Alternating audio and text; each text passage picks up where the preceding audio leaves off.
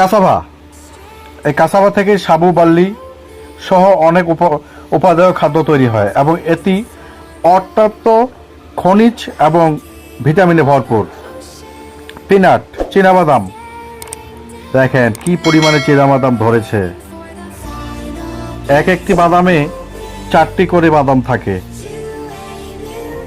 Sweet potato, মিষ্টি আলু, দেখেন মাটি উর্বর হওয়ার কারণে এই মিষ্টি আলু দেখেন কি পরিমাণে মিষ্টি আলু হয়েছে এবং এই মিষ্টি আলুতেও অনেক পরিমাণে খনিজ পদার্থ থাকে। গার্লিক, রসুন, এই যে রসুনগুলো দেখেন, রসুনগুলো ছিলে এগুলো তাড়াতাড়ি খেয়ে ফেলবে আর কি। জিকামা, কেশুর, পানিফল, যে যেটাই বলে, শাকালু। Thanks for watching.